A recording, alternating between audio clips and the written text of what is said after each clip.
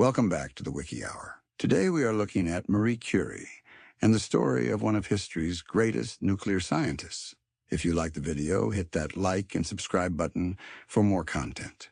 Maria Salomea Sklodowska-Curie, the 7th of November, 1867, the 4th of July, 1934, known as Marie Curie, was a Polish and naturalized French physicist and chemist who conducted pioneering research on radioactivity. She was the first woman to win a Nobel Prize, the first person to win a Nobel Prize twice, and the only person to win a Nobel Prize in two scientific fields. Her husband, Pierre Curie, was a co-winner of her first Nobel Prize, making them the first married couple to win the Nobel Prize and launching the Curie family legacy of 5 Nobel Prizes. She was, in 1906, the first woman to become a professor at the University of Paris. She was born in Warsaw, in what was then the Kingdom of Poland, part of the Russian Empire. She studied at Warsaw's clandestine flying university and began her practical scientific training in Warsaw. In 1891, aged 24, she followed her elder sister Bronislawa to study in Paris, where she earned her higher degrees and conducted her subsequent scientific work. In 1895, she married the French physicist Pierre Curie, and she shared the 1903 Nobel Prize in Physics with him, and with the physicist Henri Becquerel for their pioneering work developing the theory of radioactivity, a term she coined. In 1906, Pierre Curie died in a Paris street accident. Marie won the 1911 Nobel Prize in Chemistry for her discovery of the elements polonium and radium, using techniques she invented for isolating radioactive isotopes. Under her direction, the world's first studies were conducted into the treatment of neoplasms by the use of radioactive isotopes. She founded the Curie Institute in Paris in 1920 and the Curie Institute in Warsaw in 1932. Both remain major medical research centers. During World War I, she developed mobile radiography units to provide X-ray services to field hospitals. While a French citizen, Marie Sklodowska-Curie, who used both surnames, never lost her sense of Polish identity. She taught her daughters the Polish language and took them on visits to Poland. She named the first chemical element she discovered polonium after her native country. Marie Curie died in 1934, aged 66, at the Saint-Selmo's Sanatorium in Passy, Haute-Savoie, France, of aplastic anemia, likely from exposure to radiation in the course of her scientific research and in the course of her radiological work at field hospitals during World War I. In addition to her Nobel Prizes, she received numerous other honors and tributes. In 1995, she became the first woman to be entombed on her own merits in the Paris Pantheon, and Poland declared 2011 the year of Marie Curie during the International Year of Chemistry. She is the subject of numerous biographies. Life and career, early years.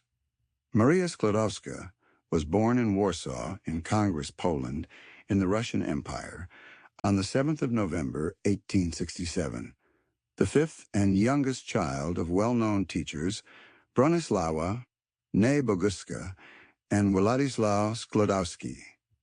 The elder siblings of Maria, nicknamed Mania, were Zofia, born 1862, nicknamed Zosia, Joseph, born 1863, nicknamed Josio, Bronislawa, born 1865, nicknamed Bronia, and Helena, born 1866, nicknamed Hela. On both the paternal and maternal sides, the family had lost their property and fortunes through patriotic involvements in Polish national uprisings aimed at restoring Poland's independence. The most recent had been the January Uprising of 1863-1865. This condemned the subsequent generation, including Maria and her elder siblings, to a difficult struggle to get ahead in life. Maria's paternal grandfather, Józef Sklodowski, had been principal of the Lublin primary school attended by Bolesław Prus, who became a leading figure in Polish literature. Władysław Sklodowski taught mathematics and physics, subjects that Maria was to pursue, and was also director of 2 Warsaw gymnasia, secondary schools, for boys. After Russian authorities eliminated laboratory instruction from the Polish schools, he brought much of the laboratory equipment home and instructed his children in its use. He was eventually fired by his Russian supervisors for pro-Polish sentiments and forced to take lower-paying posts.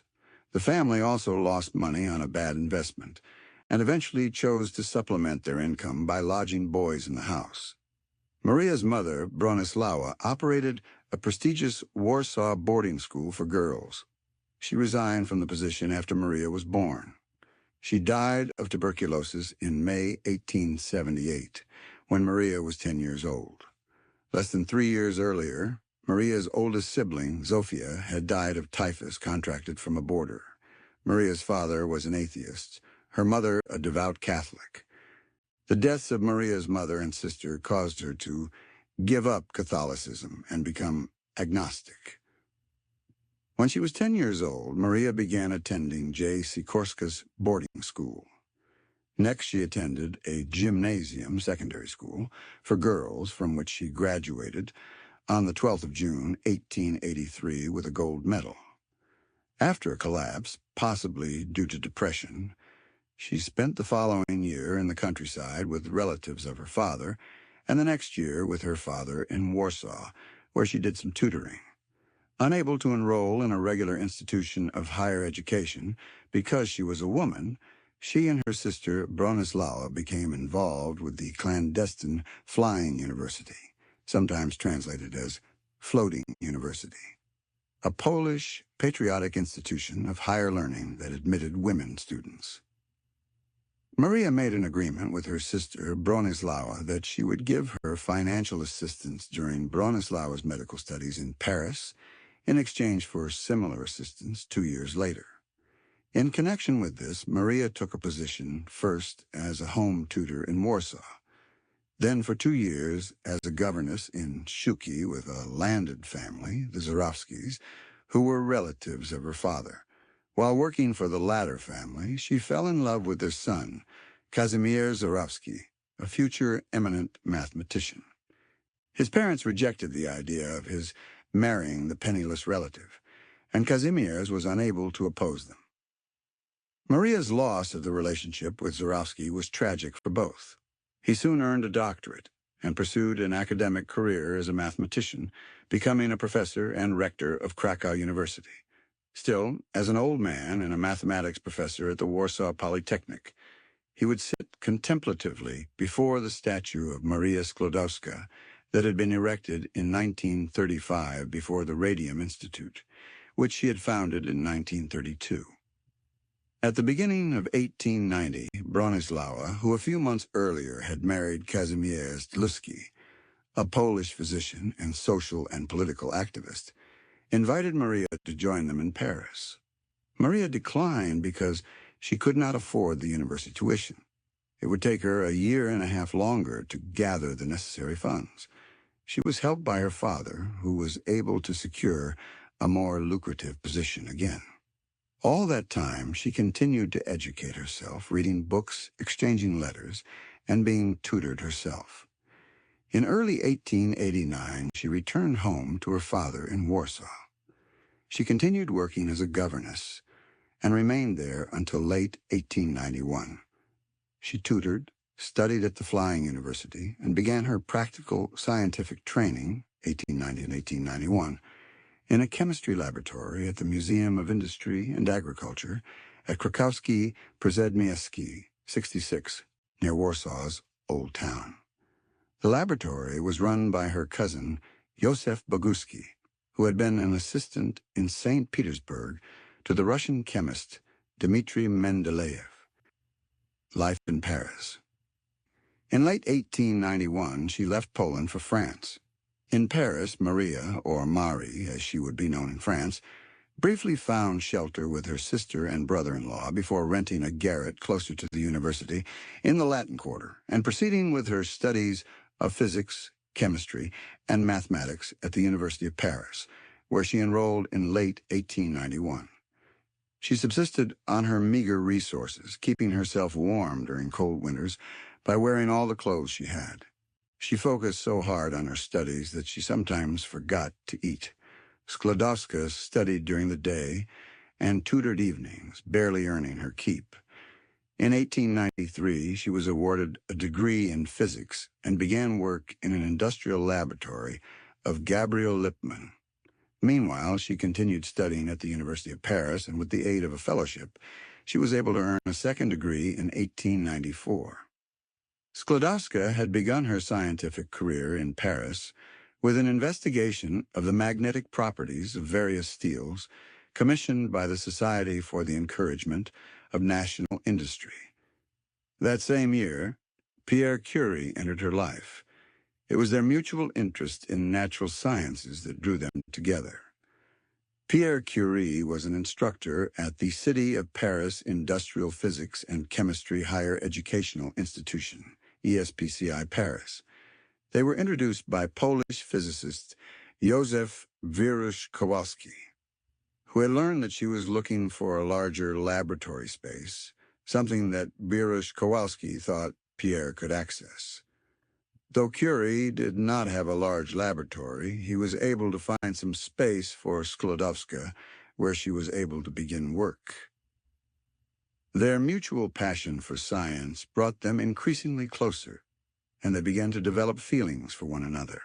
Eventually, Pierre proposed marriage, but at first, Sklodowska did not accept, as she was still planning to go back to her native country. Curie, however, declared that he was ready to move with her to Poland, even if it meant being reduced to teaching French. Meanwhile, for the 1894 summer break, Sklodowska returned to Warsaw, where she visited her family. She was still laboring under the illusion that she would be able to work in her chosen field in Poland, but she was denied a place at Krakow University because of sexism in academia.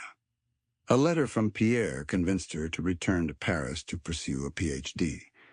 At Sklodowska's insistence, Curie had written up his research on magnetism and received his own doctorate in March 1895.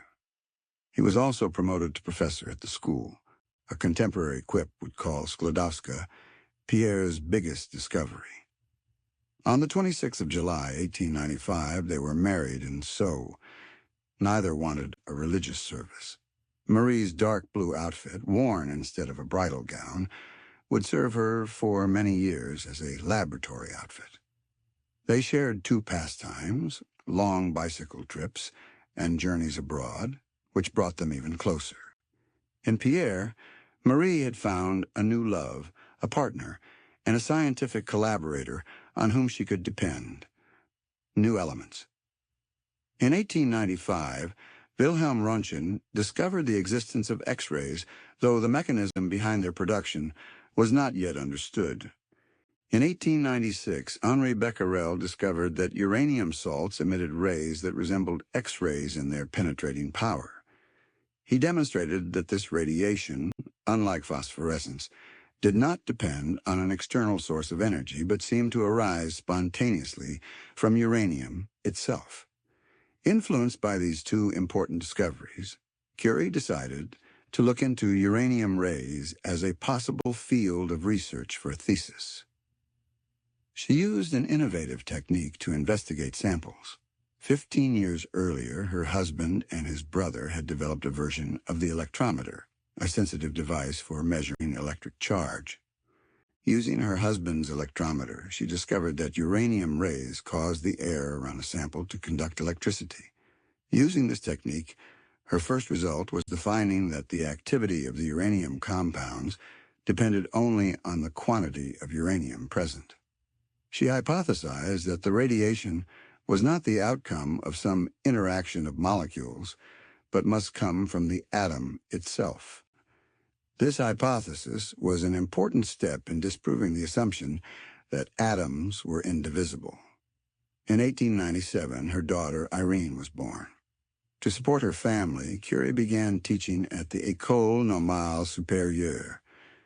The Curies did not have a dedicated laboratory, Most of their research was carried out in a converted shed next to ESPCI. The shed, formerly a medical school dissecting room, was poorly ventilated and not even waterproof.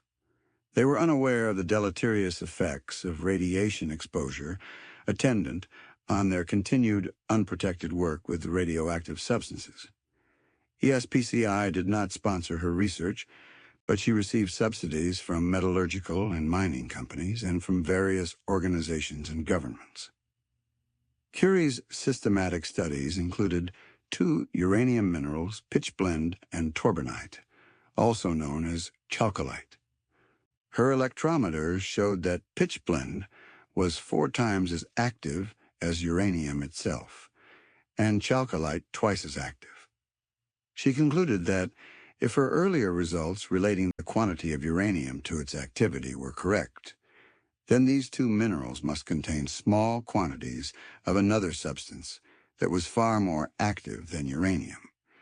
She began a systematic search for additional substances that emit radiation, and by 1898 she discovered that the element thorium was also radioactive.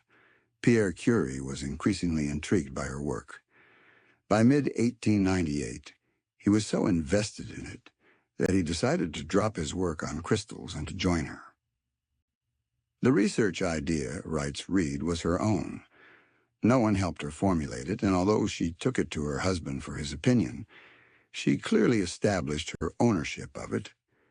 She later recorded the fact twice in her biography of her husband to ensure there was no chance whatever of any ambiguity. It is likely that already at this early stage of her career, she realized that many scientists would find it difficult to believe that a woman could be capable of the original work in which she was involved. She was acutely aware of the importance of promptly publishing her discoveries and thus establishing her priority. Had not Becquerel, 2 years earlier, presented his discovery to the Académie des Sciences the day after he made it, credit for the discovery of radioactivity and even a Nobel Prize would instead have gone to Sylvanus Thompson. Curie chose the same rapid means of publication. Since she was not a member of the Academy, her paper, giving a brief and simple account of her work, was presented for her to the Academy on the 12th of April, 1898, by her former professor, Gabriel Lippmann. Even so, just as Thomson had been beaten by Becquerel, so Curie was beaten in the race to tell of her discovery that thorium gives off rays in the same way as uranium. 2 months earlier, Gerhard Karl Schmidt had published his own finding in Berlin.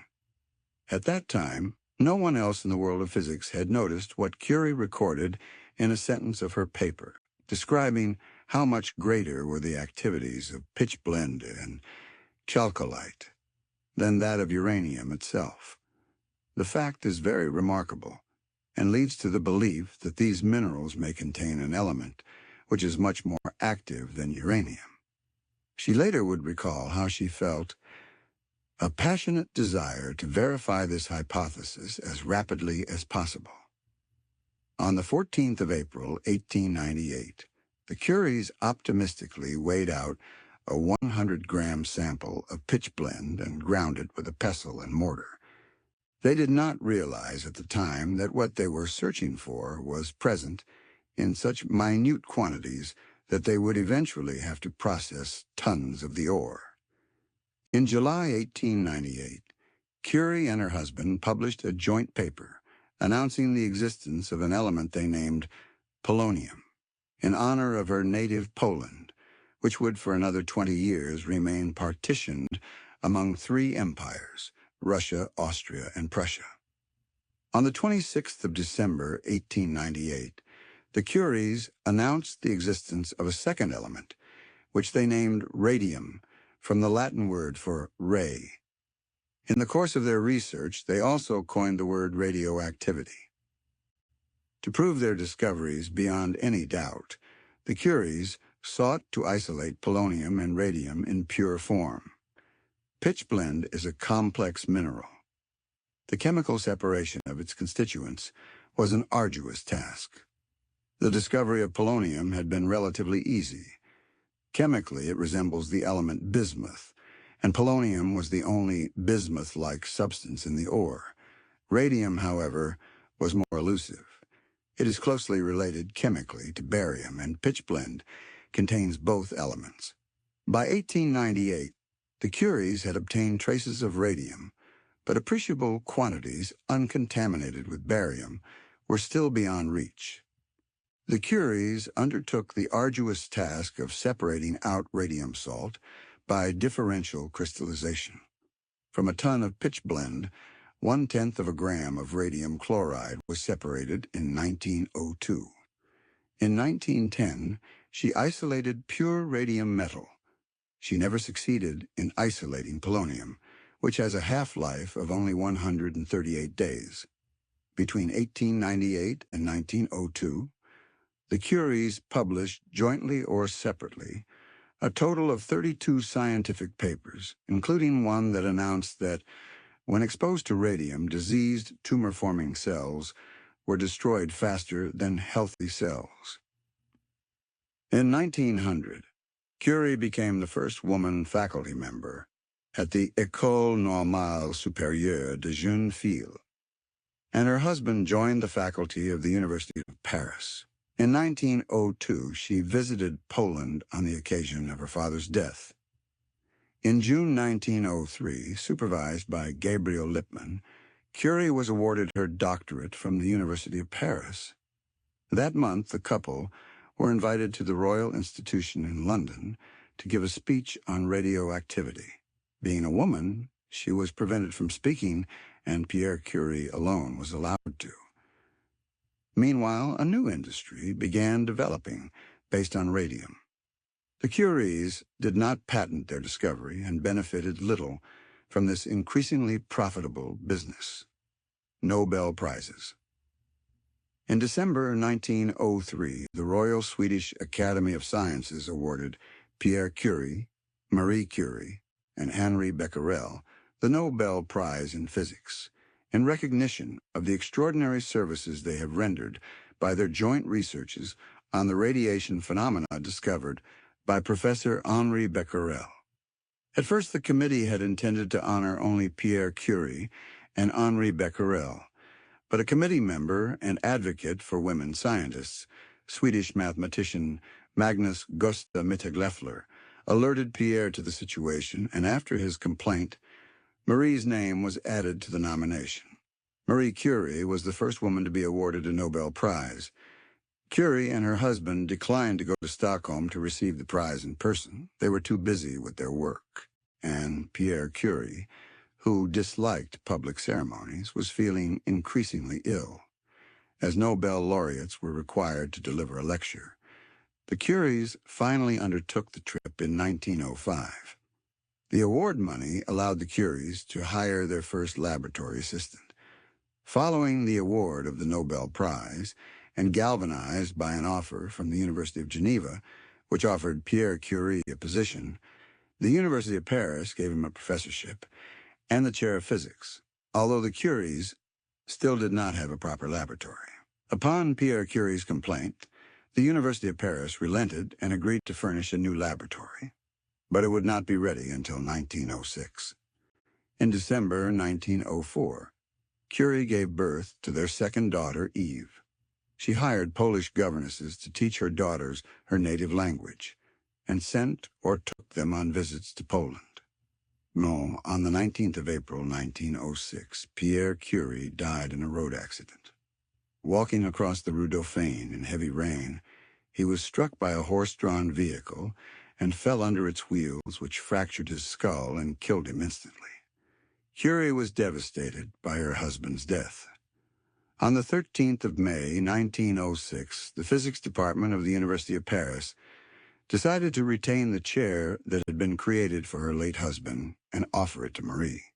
She accepted it, hoping to create a world-class laboratory as a tribute to her husband Pierre.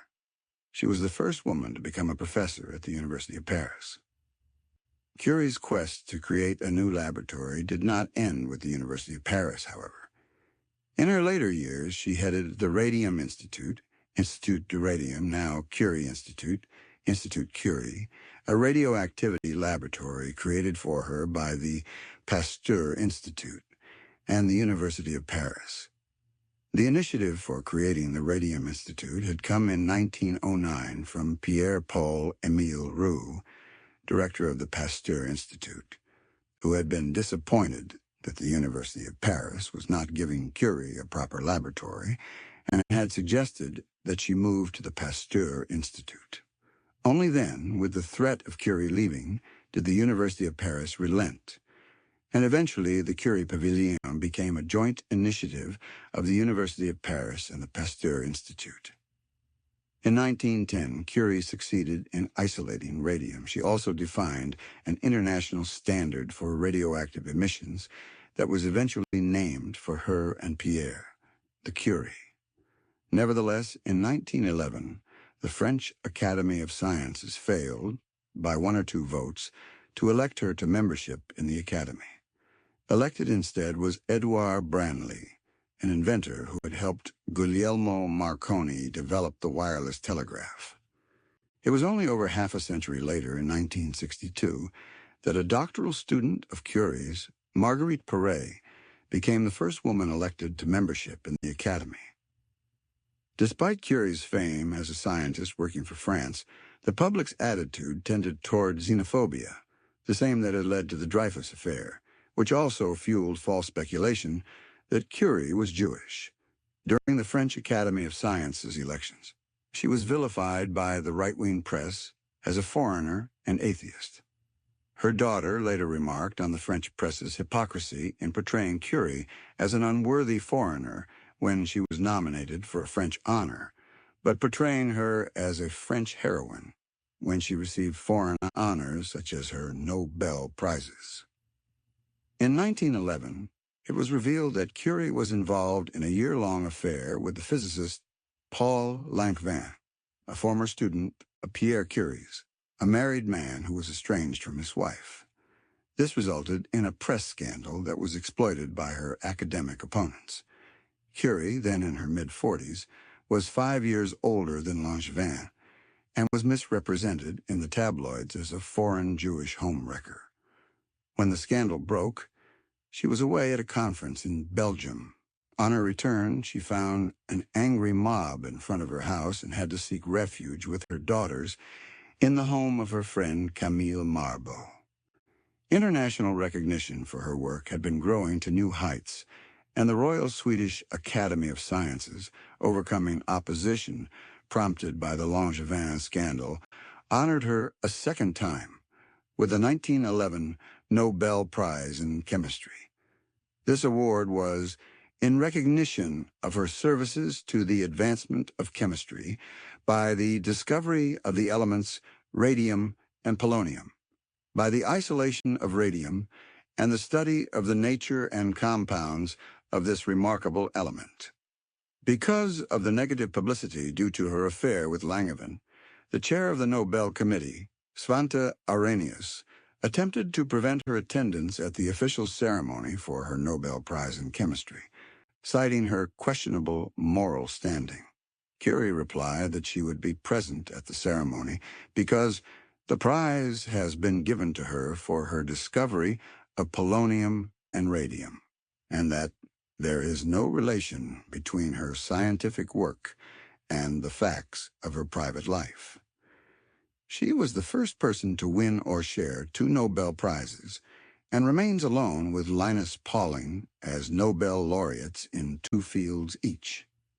A delegation of celebrated Polish men of learning, headed by novelist Henryk Sienkiewicz, encouraged her to return to Poland and continue her research in her native country. Curie's second Nobel Prize enabled her to persuade the French government to support the Radium Institute, built in 1914, where research was conducted in chemistry, physics, and medicine. A month after accepting her 1911 Nobel Prize, she was hospitalized with depression and a kidney ailment. For most of 1912, she avoided public life, but did spend time in England, with her friend and fellow physicist, Hertha Ayrton. She returned to her laboratory only in December, after a break of about 14 months.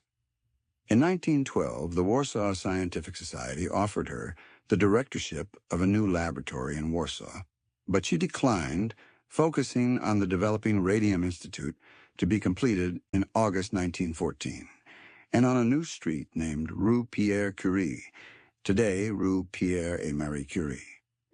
She was appointed director of the Curie Laboratory in the Radium Institute of the University of Paris, founded in 1914. She visited Poland in 1913 and was welcomed in Warsaw, but the visit was mostly ignored by the Russian authorities. The Institute's development was interrupted by the First World War, as most researchers were drafted into the French army. It fully resumed its activities after the war in 1919. World War I. During World War I, Curie recognized that wounded soldiers were best served if operated upon as soon as possible.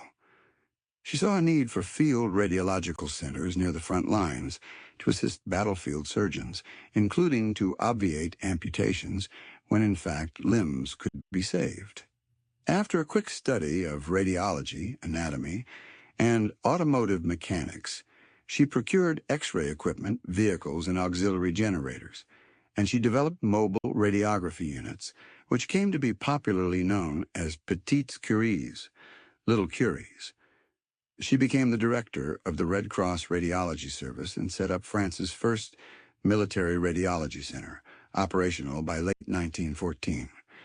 Assisted at first by a military doctor and her 17-year-old daughter, Irene, Curie directed the installation of 20 mobile radiological vehicles and another 200 radiological units at field hospitals in the first year of the war.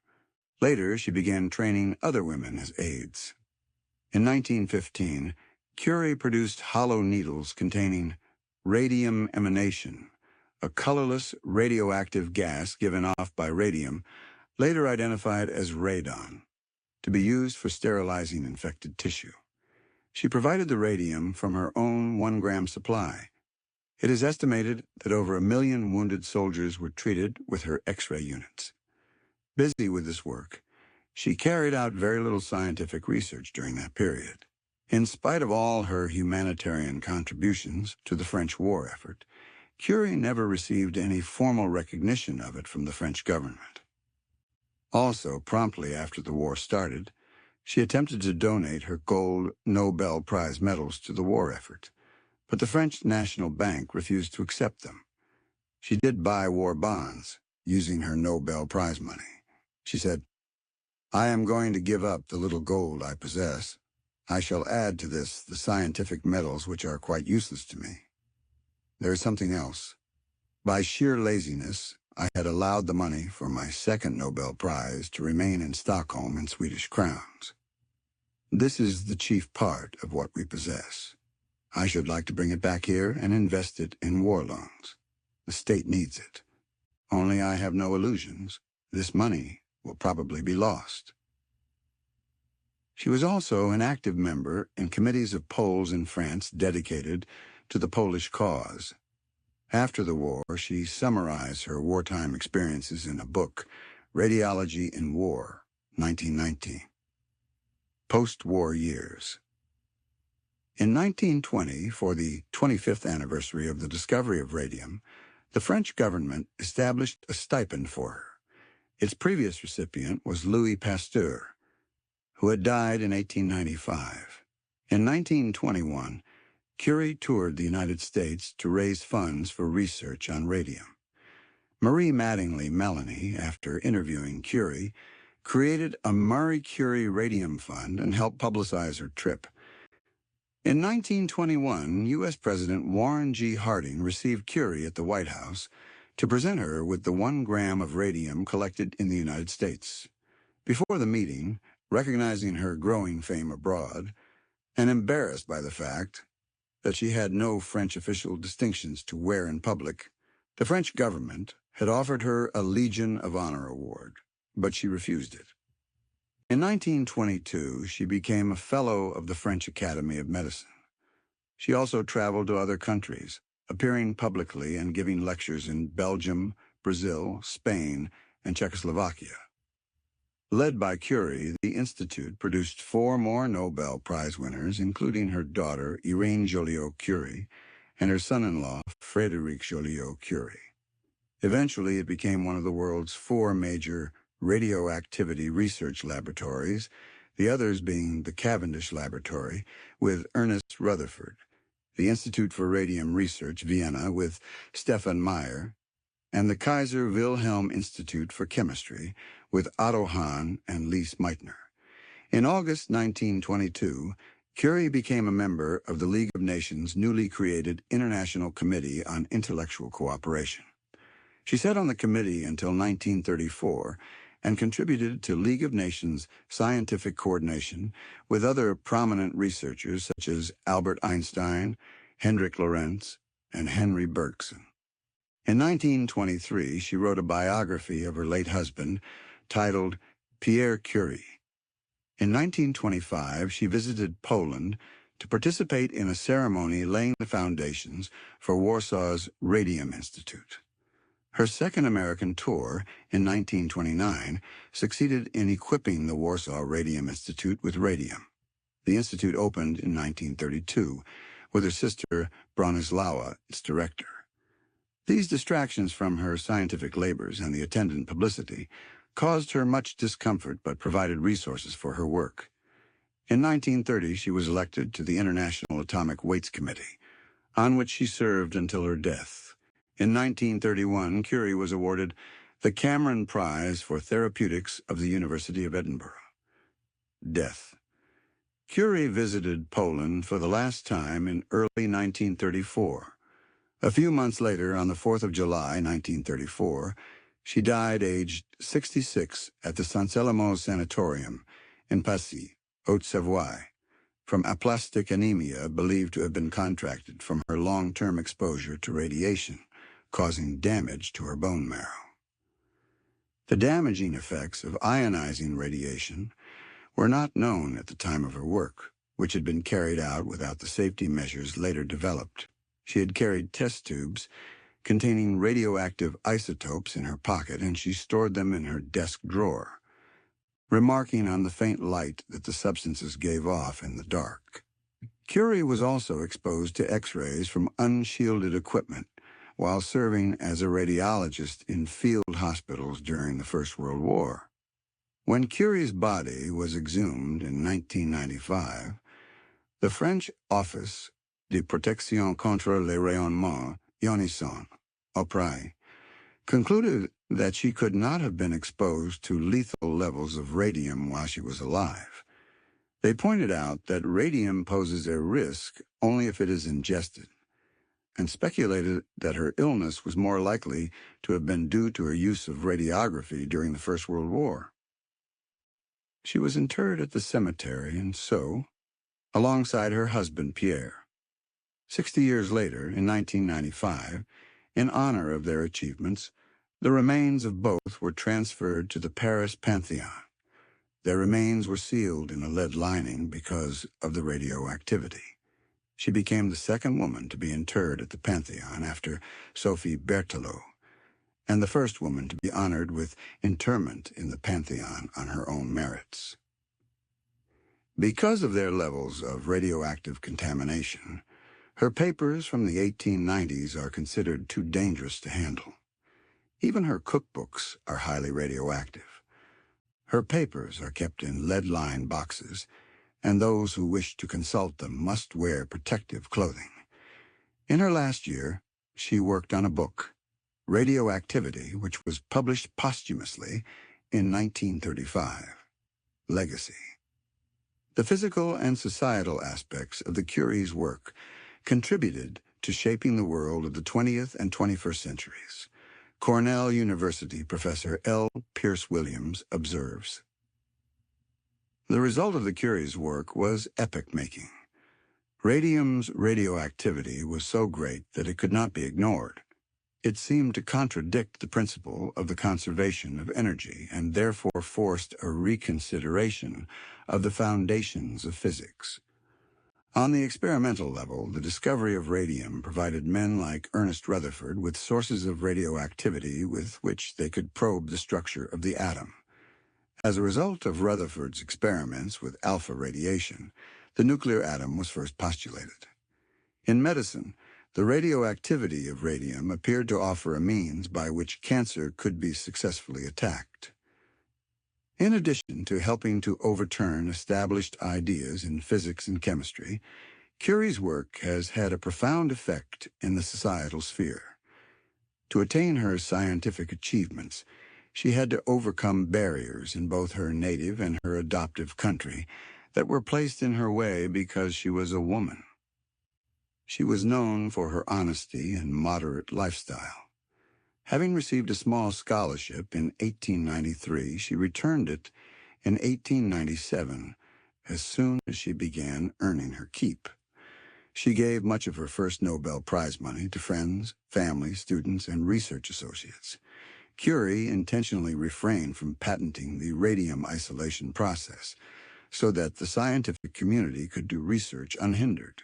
She insisted that monetary gifts and awards be given to the scientific institutions she was affiliated with rather than to her. She and her husband often refused awards and medals. Albert Einstein reportedly remarked that she was probably the only person who could not be corrupted by fame. Commemorations. As one of the most famous scientists in history, Marie Curie has become an icon in the scientific world and has received tributes from across the globe, even in the realm of pop culture. She also received many honorary degrees from universities across the world. Marie Curie was the first woman to win a Nobel Prize, the first person to win 2 Nobel Prizes, the only woman to win in 2 fields, and the only person to win in multiple sciences. Awards and honors that she received include Nobel Prize in Physics, 1903, with her husband Pierre Curie, and Henri Becquerel, Davy Medal, 1903, with Pierre, Matteucci Medal, 1904, with Pierre, Actonian Prize, 1907, Elliott Cresson Medal, 1909, Legion of Honor, 1909, rejected, Nobel Prize in Chemistry, 1911, Civil Order of Alfonso XII, 1919, Franklin Medal of the American Philosophical Society, 1921, Order of the White Eagle, 2018, posthumously. Entities that have been named after Marie Curie include the Curie symbol Ci, a unit of radioactivity, is named in honor of her and Pierre Curie, although the commission which agreed on the name never clearly stated whether the standard was named after Pierre, Marie, or both. The element with atomic number 96 was named curium, symbol Sum. 3 radioactive minerals are also named after the Curies: Curite, Sklodowskite, and Cuprosklodowskite. The Marie Sklodowska-Curie Actions Fellowship Program of the European Union, for young scientists wishing to work in a foreign country. In 2007, a Paris metro station in Ivry was renamed after the 2 Curies. The Marie Curie Station, a planned underground Réseau Express metropolitan REM station in the borough of Saint-Laurent in Montreal, is named in her honor. A nearby road, Avenue Marie Curie, is also named in her honor. The Polish research nuclear reactor Maria, the 7,000 Curie asteroid, Marie Curie Charity in the United Kingdom. The IEE Marie Sklodowska-Curie Award, an international award presented for outstanding contributions to the field of nuclear and plasma sciences and engineering, was established by the Institute of Electrical and Electronics Engineers in 2008. The Marie Curie Medal, an annual science award established in 1996 and conferred by the Polish Chemical Society, the Marie Curie Sklodowska Medal and Prize, an annual award conferred by the London-based Institute of Physics for distinguished contributions to physics education, Maria Curie Sklodowska University in Lublin, Poland, Pierre and Marie Curie University in Paris, Maria Sklodowska-Curie National Research Institute of Oncology in Poland, École Élémentaire Marie Curie in London, Ontario, Canada. Curie Metropolitan High School in Chicago, United States. Marie Curie High School in Ho Chi Minh City, Vietnam. Lycée Français Marie Curie de Zurich, Switzerland. See Lycée Marie Curie for a list of other schools named after her. Rue Madame Curie in Beirut, Lebanon. Beetle species: Samodes, Sklodowski, Kaminsky, and Guernet. Numerous biographies are devoted to her, including Eve Curie, Marie Curie's daughter, Madame Curie, 1938, Françoise Giroux, Marie Curie, A Life, 1987, Susan Quinn, Marie Curie, A Life, 1996, Barbara Goldsmith, Obsessive Genius, The Inner World of Marie Curie, 2005.